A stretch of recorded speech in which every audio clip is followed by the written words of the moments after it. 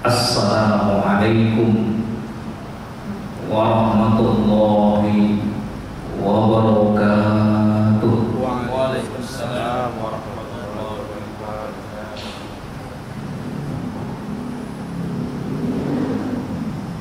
Alhamdulillahi rabbil alamin.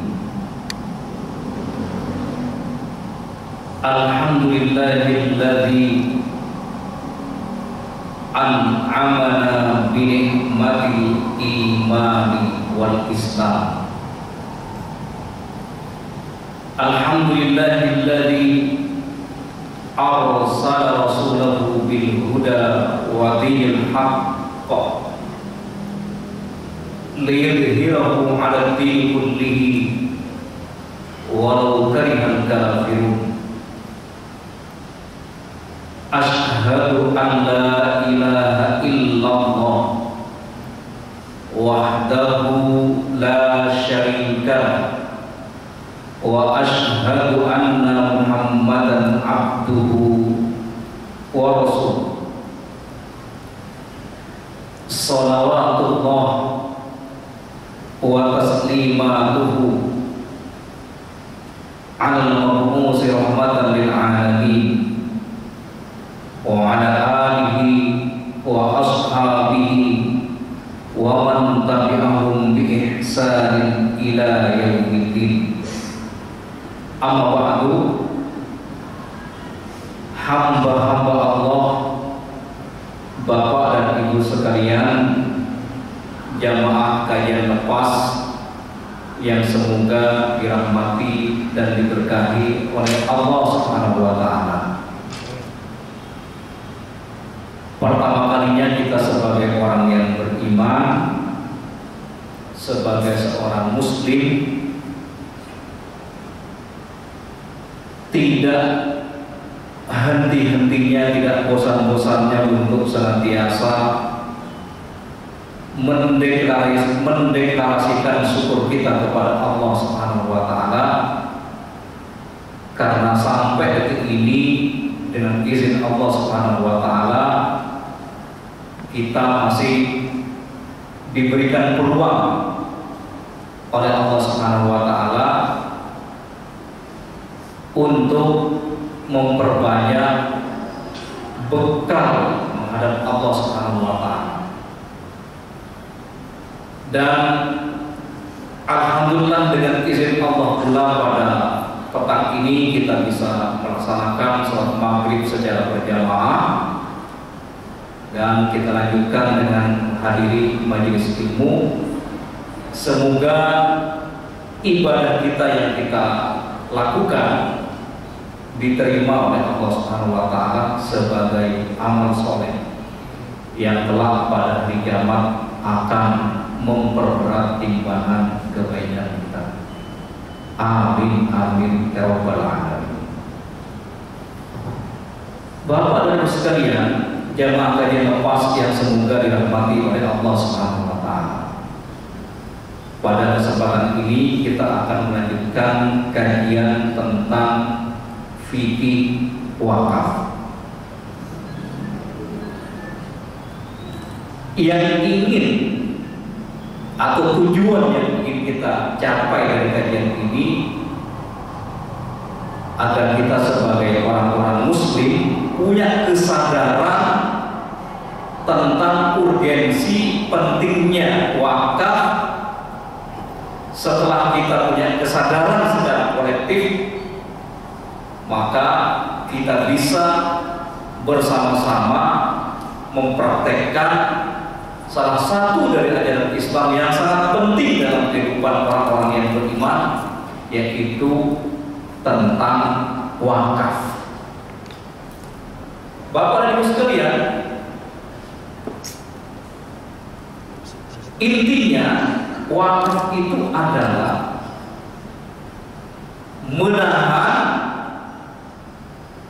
hak milik dari seseorang, kemudian manfaatnya digunakan untuk sedekah. Misalkan kita memiliki tanah, memiliki gedung. Gedung itu ya, ditahan ya, oleh pemiliknya. Maksudnya pemiliknya tidak dibolehkan untuk memanfaatkan gedung tersebut, tetapi manfaat dan fungsinya dijadikan sebagai sedekah di jalan Allah Subhanahu wa Ta'ala, dijadikan sedekah untuk berbagai macam kebaikan, untuk proyek-proyek kebaikan. Bapak dan Ibu sekalian, pada pekan yang lalu saya menjelaskan bahwa ketika manusia meninggalkan dunia ini, hanya ada 3 amalan, di mana 3 amalan ini pahalanya akan terus menerus sampai kepada mayit, sampai terjadinya hari kiamat.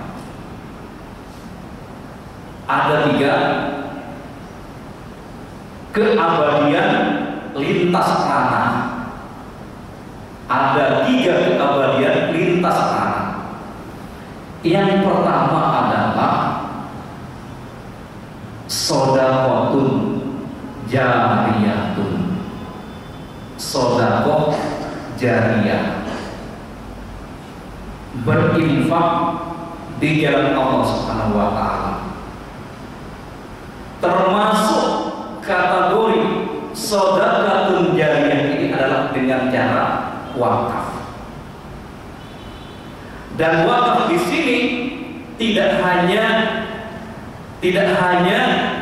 terkait dengan benda-benda yang tidak bergerak, tetapi wakaf juga bisa dilakukan dengan uang.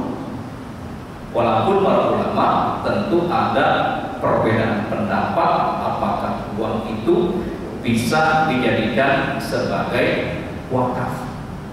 Tetapi mayoritas ulama kontemporer itu membolehkan berwakaf dengan uang tunai. Jadi Bapak dan Ibu sekalian, inilah pentingnya kita sebagai umat Islam memiliki kesadaran kolektif untuk melakukan sedekah jariyah.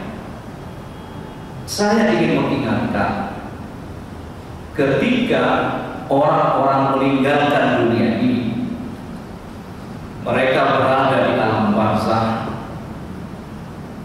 Ketika mereka berada di alam barzakh, ada di antara manusia yang ingin kembali ke dunia ini untuk memperbanyak sedekah. Karena Bapak dan Ibu sekalian, sedekah ini pahalanya luar biasa, ghairu mamnun, tidak pernah terputus. Dalam konteks inilah kita sebagai orang-orang yang beriman bisa menggunakan aset-aset yang kita miliki. Kalau sudah terpenuhi haul dan nisabnya, maka wajib zakat mal. Tetapi ketika haul dan nisabnya belum terpenuhi, masih ada cara yang lain, masih ada wasilah yang lain yang diajarkan oleh syariat Islam untuk memperbanyak sedekah jariyah. Bisa dengan infak, bisa dengan sedekah, bisa dengan wakaf, bisa juga dengan hibah. Nah, Bapak dan Ibu sekalian yang dirahmati oleh Allah Subhanahu wa Ta'ala, kemudian keabadian, keabadian lintas ranah yang kedua adalah au ilmin yuntafa'u bihi, ilmu yang bermanfaat, ilmu yang mendatangkan, ilmu yang menyebabkan seseorang itu semakin takut kepada Allah Subhanahu wa taala. Karena indikator tanda seseorang memiliki ilmu yang bermanfaat itu adalah innama yakhshallaha min ibadihi ulama. Tanda orang-orang yang berilmu, ilmunya bermanfaat ketika ilmunya itu mengantarkan seseorang kepada khasyatullah, merasa takut kepada Allah Subhanahu wa taala. Semakin ilmunya tinggi, semakin dekat dengan Allah Subhanahu wa taala, semakin memperbanyak amal-amal kebaikan untuk bekal, sebagai bekal untuk untuk melanjutkan perjalanan yang sangat panjang. Karena Bapak dan Ibu sekalian, hari ini kita sedang transit di dunia. Hari ini kita sedang transit di dunia, dan cepat atau lambat kita pasti akan menuju alam berikutnya, yaitu alam kubur atau alam barzakh. Alam barzakh inilah yang dijelaskan oleh para ulama sebagai pemisah antara kehidupan dunia dan kehidupan akhirat. Oleh karenanya, ada varian yang kedua yang menjadi bekal kita untuk menghadapi kematian, sebagai bekal kita untuk hidup setelah kita di dunia ini adalah apa? Wasilah yang kedua adalah ilmun yuntafa'u bihi, ilmu yang bermanfaat. Guru-guru yang mengajarkan ilmu kepada murid-muridnya, kemudian murid-muridnya itu mengajarkan lagi kepada murid-muridnya, maka pahalanya dari ilmu yang diajarkan, dari ilmu yang bermanfaat itu akan senantiasa mengalir pahalanya sampai hari kiamat. Dan yang ketiga adalah waladun sholihun yad'ulah. Pentingnya bagi kita semuanya untuk mendidik anak-anak kita agar mereka menjadi anak-anak yang soleh dan solehah, sehingga ketika kita meninggalkan dunia ini, ada di antara anak-anak kita yang mendoakan kita, ada di antara cucu kita, keturunan kita yang tetap mendoakan kita walaupun kita sudah beda alam. Dan sekarang ini kita berada sedang transit di alam dunia. Nah, Bapak dan Ibu sekalian yang dirahmati oleh Allah Subhanahu wa taala, di dalam undang-undang tahun 2006 nomor 42 ya, yaitu Undang-Undang nomor 41 tahun 2004 dan PP nomor 42 tahun 2006 tentang wakaf, dijelaskan bahwa yang disebut wakaf itu adalah perbuatan hukum seorang wakif untuk memisahkan atau menyerahkan sebagian harta benda miliknya untuk dimanfaatkan selamanya atau untuk jangka waktu tertentu sesuai dengan kepentingannya guna keperluan ibadah dan atau kesejahteraan umum menurut syariat. Ini definisi wakaf dalam perspektif Undang-Undang nomor 41 tahun 2004. Dari definisi ini, Bapak dan Ibu sekalian, nampak jelas bahwa ada 5 rukun wakaf. Ada 5 rukun wakaf. Yang pertama, Bapak dan Ibu sekalian, adalah yang disebut dengan benda wakaf. Benda wakaf. Apa yang dimaksud dengan benda wakaf? Harta benda yang memiliki daya tahan lama dan atau manfaat jangka panjang serta mempunyai nilai ekonomi menurut syariat yang diwakafkan oleh wakif. Jadi standar benda yang diwakafkan itu adalah benda yang memiliki daya tahan dan memiliki manfaat ekonomi. Jadi secara fisik benda itu adalah tahan lama dan juga berpotensi mendatangkan keuntungan. Itulah yang disebut dengan benda wakaf. Rukun yang kedua Bapak dan Ibu sekalian, yaitu wakif. Wakif itu dari kata waqafa yaqifu waqfan, bahwa wakif pihak yang mewakafkan harta benda miliknya. Jadi wakif ini adalah orang yang memiliki harta bendanya, harta benda miliknya, bukan orang lain, bukan milik orang lain. Ya misalkan bukan miliknya itu begini, itu tidak benar misalkan. Ada seseorang mengatasnamakan wakif, mewakafkan tanah yang tidak jelas siapa yang memilikinya, itu nggak sah karena bukan miliknya.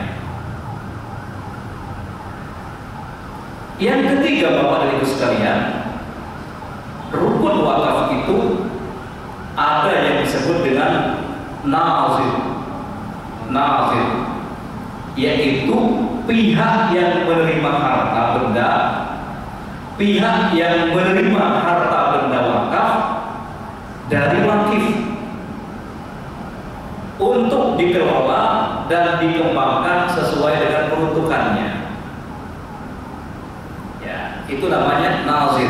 Kalau wakifnya itu adalah pemberi wakaf, sementara nazir ini adalah penerima dari wakaf itu. Kemudian wakaf itu mau digunakan untuk apa? Sesuai dengan akadnya, sesuai dengan peruntukannya. Misalkan ada seorang wakif datang ke seorang nazir atau datang ke lembaga wakaf. Si wakif itu berkata, wahai fulan, wahai bapak, saya punya rumah 5 lantai. Saya wakafkan rumah ini untuk keperluan pesantren tahfidzul Quran. Saya wakafkan tanah luasnya 5.000 hektar misalkan. Untuk apa? Untuk digunakan membangun Islamic Center misalkan. Itu namanya. Nah, pihak yang menerima dan mengelola wakaf itu namanya nazir. Pihak yang menyerahkan wakaf itu namanya wakif.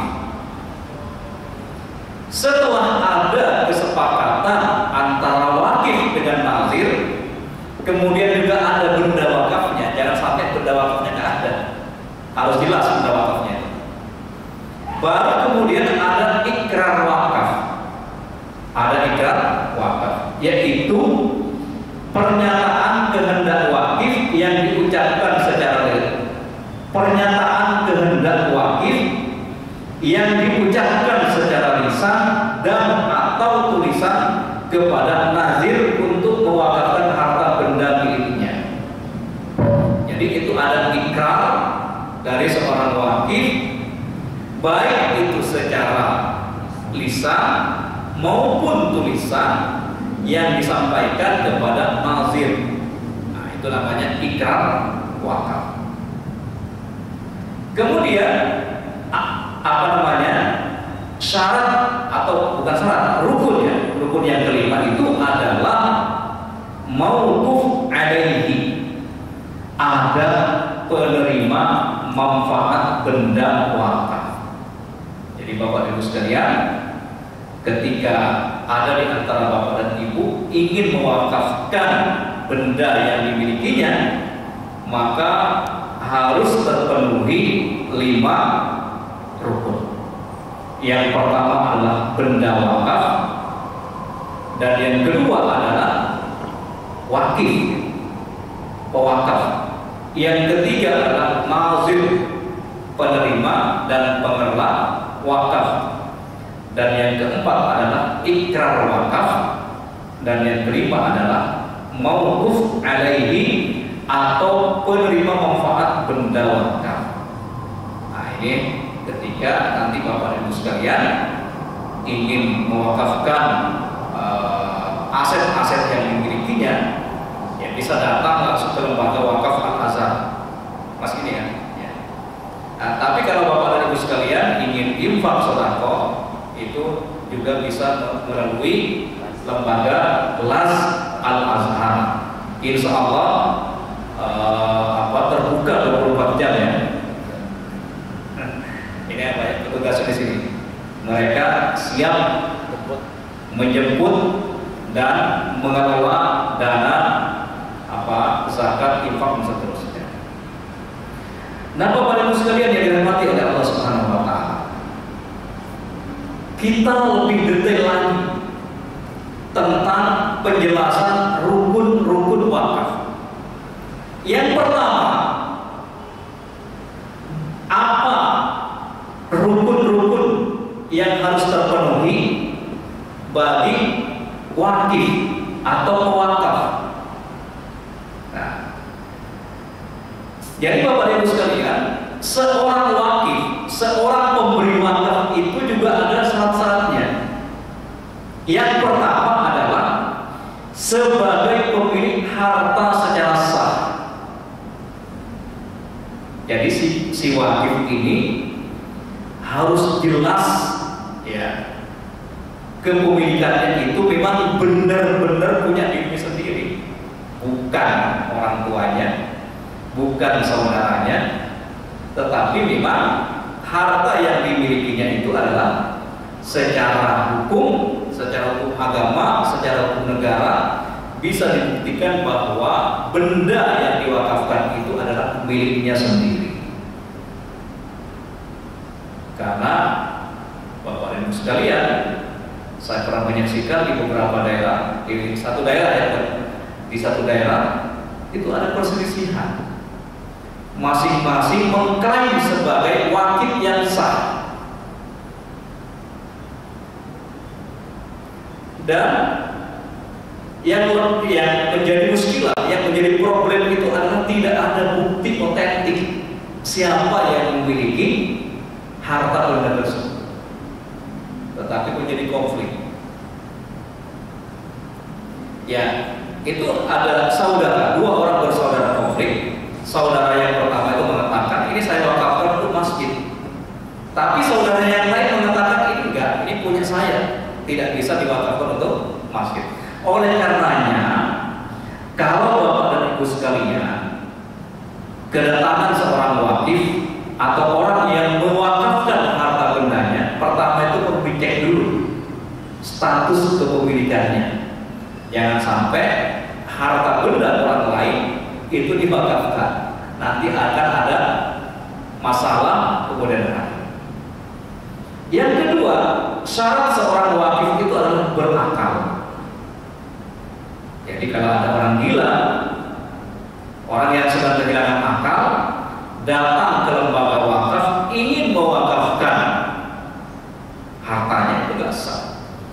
Begitu juga ya anak kecil atau anak yang belum balik, belum berakal balik, itu juga tidak sah sebagai wakif. Oleh karenanya wakif itu harus berakal. Dan yang ketiga adalah balik ini artinya bisa ditandai ketika seorang perempuan itu ditandai dengan haid. Tapi kalau laki-laki bisa ditandai dengan mimpi. Nah, bapak dan ibu sekalian, berakal dan balik ini sesuatu yang sangat urgen dalam ajaran Islam. Sehingga orang yang tidak berakal, orang yang belum balik, itu ucapannya, tindakannya, perilakunya tidak mendapatkan catatan-catatan dari para malaikat. Dalam sebuah hadis dikatakan, rufi'al qalamu an salas. Pena malaikat itu diangkat atau tidak digunakan untuk mencatat amal-amal manusia untuk 3 kelompok. Yang pertama adalah an-naimi hatta yastayqiz. Orang tidur sampai dia bangun kembali. Yang kedua, wa an-sobi hatta yahtalima. Anak kecil sampai dia dewasa. Dan yang ketiga adalah wa al-majnuni hatta yaqila. Orang gila sampai dia sadar kembali. Oleh karenanya transaksi yang dilakukan oleh anak kecil, transaksi yang dilakukan oleh seseorang yang belum berakal, maksudnya hilang akalnya, maka ketika dia melakukan wakaf, maka wakafnya itu tidak sah. Yang keempat, si wakif ini adalah harus dengan kerelaan sendiri. Jadi atas inisiatif sendiri, bukan karena dipaksa, bukan karena dipaksa oleh orang lain. Jadi wakif ini yang pertama syaratnya adalah sebagai pemilik harta secara sah, berakal, balik, dan yang keempat adalah dengan kerelaan sendiri. Kemudian penerima wakaf atau mauquf alaih, yaitu orang yang menerima faedah atau manfaat dari harta benda yang diwakafkan. Ia bisa berupa pihak tertentu atau pihak umum yang tidak tertentu, seperti orang-orang miskin, para ulama, atau masjid. Itu namanya penerima wakaf, penerima manfaat dari wakaf. Itulah syarat, penjelasan syarat yang kedua atau rukun yang kedua dari wakaf. Kemudian bagaimana syarat benda wakaf, harta benda wakaf atau mauquf?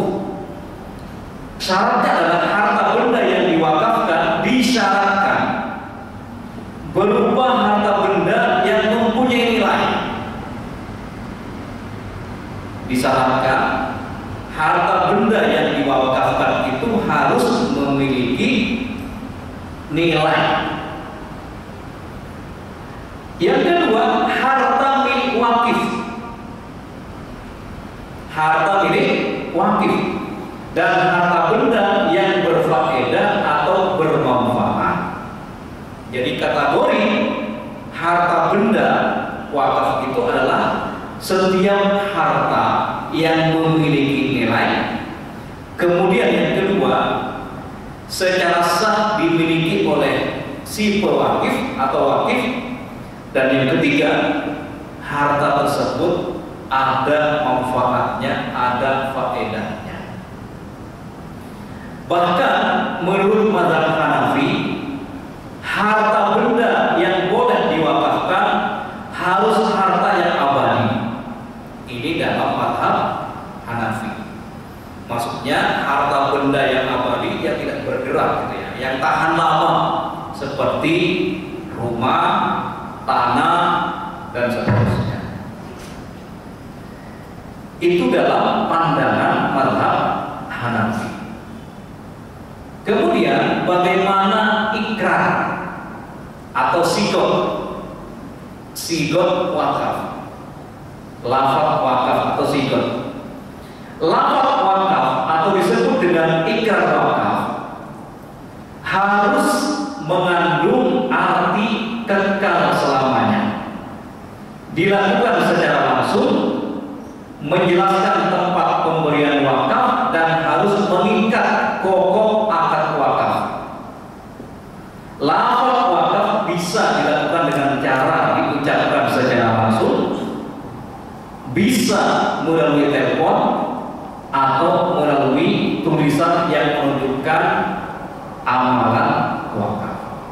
Jadi ikrar atau sigot wakaf ini bisa pakai instrumen, pakai lisan, bisa pakai telepon, juga bisa pakai tulisan yang mengandung substansi tentang amalan wakaf. Nah, Bapak Ibu sekalian dirahmati oleh Allah Subhanahu wa taala. Berikutnya adalah syarat pelaksanaan wakaf. Syarat pelaksanaan wakaf. Yang pertama adalah kekal selamanya. Menurut sebagian ulama, wakaf tidak boleh dibatasi dalam waktu tertentu karena wakaf bersifat selamanya dengan pahala yang selamanya juga. Ya. Namun menurut mazhab Maliki, wakaf boleh dilakukan dalam jangka waktu tertentu sesuai dengan keinginan wakif. Ini di kalangan para ulama memang ada perbedaan pendapat apakah wakaf itu hanya wakaf abadi atau boleh juga wakaf temporal, terbatas waktunya. Nah, dalam mazhab Maliki, wakaf boleh dilakukan dalam jangka waktu tertentu sesuai dengan keinginan wakif. Berdasarkan pendapat tersebut, terdapat 3 syarat dalam menentukan kekekalan wakaf. Pertama, syarat kekal yang berkaitan dengan sifat barang yang diwakafkan. Dan yang kedua, syarat kekal yang berkaitan dengan keinginan wakif yang menginginkan kekekalan wakaf tersebut. Dan yang ketiga adalah syarat yang berkaitan dengan tujuan wakaf yang selama-lamanya. Ini terkait dengan kategori kekal selamanya. Syarat yang kedua terkait pelaksanaan wakaf adalah pasti dilaksanakan. Jadi ada kepastian, ada jaminan ya, bahwa wakaf itu akan dilaksanakan. Jangan sampai nanti ada tanah yang diwakafkan tapi nggak ada manfaatnya, nggak ada faedahnya buat kepentingan umum. Ini harus bisa dipastikan bahwa benda wakaf yang diserahkan kepada nazir itu harus ada jaminan pasti dilaksanakan. Karena wakaf yang sudah diikrarkan harus dilaksanakan tanpa syarat apapun. Saya ulangi lagi, wakaf yang sudah diikrarkan harus dilaksanakan tanpa syarat apapun. Apabila wakaf diikuti dengan pilihan syarat, baik berupa syarat yang jelas ataupun tidak jelas, maka amalan wakaf tersebut dinyatakan tidak sah. Itu menurut Syekh Wahbah Az-Zuhairi dalam kitab Al-Fiqhul Islami wa Adillatuh. Ini merupakan syarat pelaksanaan wakaf yang ditetapkan mayoritas ulama fikih kecuali pendapat Imam Malik. Jadi Bapak dan Ibu sekalian, ketika ada harta benda yang diwakafkan, harus benar-benar ada jaminan dari nazir bahwa wakaf itu akan dieksekusi, akan dilaksanakan sesuai dengan ikrar wakaf. Yang ketiga adalah pelaksanaan segera dieksekusi, segera dilaksanakan pasca ikrar. Karena Bapak Ibu sekalian, apabila ikrar wakaf sudah diucapkan dan dibuat, wakaf harus dilaksanakan dengan segera tanpa ditangguhkan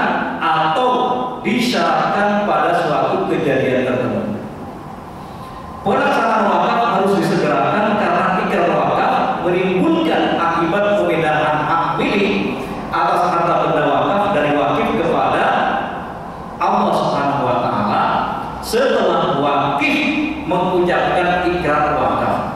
Ini merupakan pendapat mayoritas ulama fikih kecuali Imam Malik. Karena Imam Malik berpendapat bahwa wakaf bisa berlaku dengan menangguhkan pelaksanaannya. Tapi secara umum mayoritas para ulama ya berpandangan wakaf itu harus segera dilaksanakan. Kemudian yang terakhir terkait syarat pelaksanaan wakaf, menentukan penerima wakaf dengan jelas. Menentukan penerima wakaf dengan jelas. Pihak-pihak yang akan menerima wakaf harus dijelaskan secara terperinci. Jadi para penerima wakaf itu harus definitif. Kenapa? Kenapa pihak-pihak yang akan menerima wakaf itu harus jelas dan definitif? Untuk menjauhkan dari berbagai macam perselisihan, untuk menghindari adanya konflik, perselisihan, fitnah atau permasalahan ya, yang nantinya akan berpotensi muncul.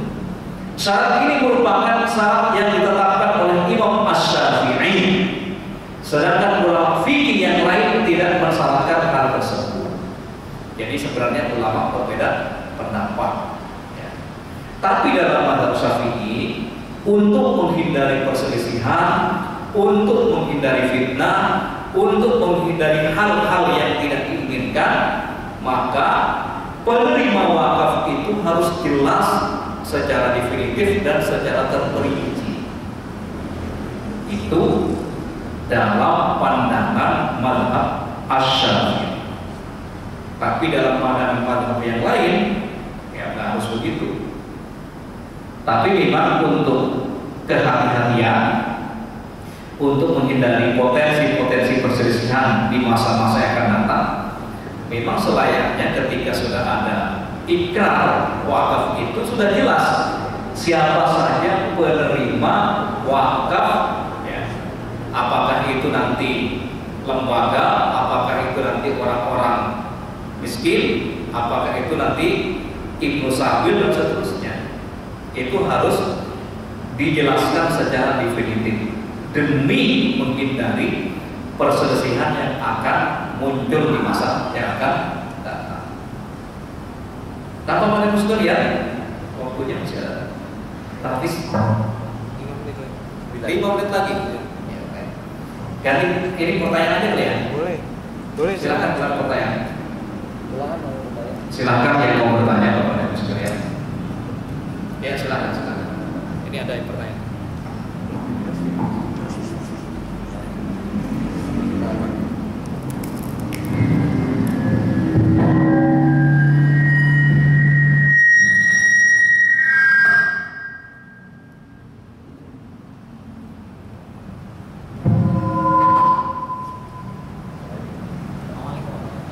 Waalaikumsalam.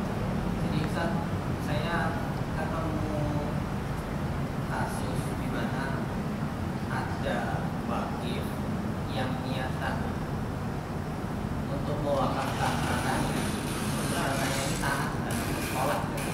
Gimana? Mewakafkan harta, yaitu adalah tanah dan sekolah di atasnya. Iya.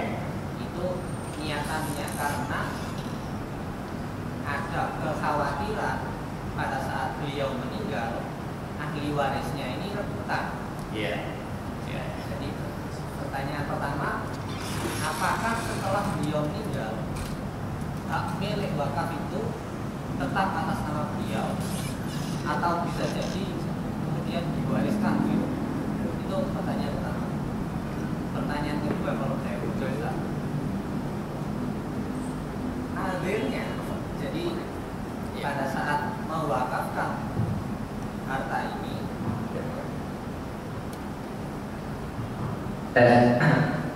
tadi pertanyaan kedua, nadir dari harta ini kebetulan adalah yayasan yang di dalamnya itu adalah yang di dalam yayasan ini salah satunya ada ahli warisnya tadi itu. Jadi apakah, karena saya melihat akan ada kemungkinan salah menekan, karena sebelumnya juga sudah ada kekhawatiran seperti itu. Bagaimana caranya kita bisa tahu si nazar ini sesuai dengan akad wakaf yang tadi. Lalu kalau misal ada benar disalahgunakan, bagaimana penanggulangannya? Ya. Terima kasih. Wassalamualaikum warahmatullahi wabarakatuh. Waalaikumsalam warahmatullahi wabarakatuh. Ya, terima kasih, pertanyaannya sangat bagus ya. Yang pertama ya, ketika ada seseorang yang mewakafkan harta bendanya kepada nazir, apakah nanti ahli warisnya bisa mengubah nama wakifnya? Tergantung dari akad di awal. Kalau akadnya adalah wakaf abadi, maka nama si pewakif itu tidak akan bisa berubah selamanya. Kalau wakafnya adalah wakaf yang abadi, tidak terbatas dengan waktu tertentu. Walaupun memang ya banyak ya di antara para ulama itu yang hanya yang berpendapat bahwa wakaf itu abadi. Tapi ketika akadnya adalah wakaf temporal, misalkan ini ada rumah, ada tanah, diwakafkan manfaatnya itu hanya 10 tahun. Ketika akadnya sudah selesai, masa berlakunya sudah selesai, maka itu bisa bisa menjadi harta warisan buat anak-anaknya, buat keluarganya yang ditinggalkan. Tergantung ikrarnya. Tapi kebanyakan yang di Indonesia yang saya perhatikan itu adalah wakaf abadi. Kebanyakan begitu. Jarang saya melihat itu ada wakaf temporal itu. Rata-rata ketika sudah diwakafkan itu selamanya biasanya, dan itu tidak bisa dirubah gunakannya.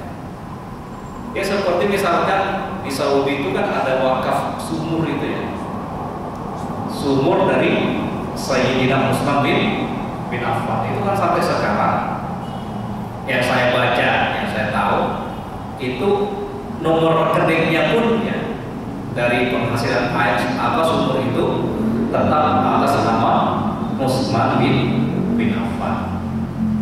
Karena memang statusnya adalah wakaf abadi. Itu. Jadi kalau wakaf abadi itu tidak bisa berubah menjadi harta warisan. Yang kedua apa tadi? Poinnya apa tadi? Saya lupa ya. Yayasan nazirnya itu salah satu pengurusnya adalah ahli waris. Apakah nanti kalau misal ada penyalahgunaan, itu bagaimana caranya supaya bisa? Oh iya. Baik. Untuk menghindari penyalahgunaan, Bapak dan Ibu sekalian, tadi kan saya jelaskan bahwa di antara syarat pelaksanaan wakaf itu adalah jelas penerimanya siapa. Jelas penerimanya siapa. Ini untuk siapa? Apakah untuk fakir miskin? Apakah untuk thalabul ilmi? Ya. Apa para penuntut ilmu syar'i? Apakah akan digunakan untuk ulama? Apakah untuk digunakan tempat para mubalik dan seterusnya? Di awal dalam ikrar itu harus jelas peruntukan itu apa, supaya bisa menghindarkan diri dari penyalahgunaan. Tentu dalam lembaga-lembaga wakaf, lembaga zakat itu biasanya ada dewan syariahnya. Nah, dewan syariahnya itulah yang mengontrol perjalanan dari proses wakaf itu. Insya Allah dengan kontrol dari dewan syariah, kemudian jelas penerima wakafnya dijelaskan di awal, itu insya Allah akan menghindarkan diri dari berbagai macam penyimpangan yang tidak diinginkan. Aku qouli hadza wa astaghfirullah li wa lakum. Kita akhiri dengan hamdalah. Alhamdulillahirabbil alamin. Subhanaka Allahumma wa bihamdika asyhadu an la ilaha illa anta astaghfiruka wa atubu ilaik. Assalamualaikum warahmatullahi wabarakatuh.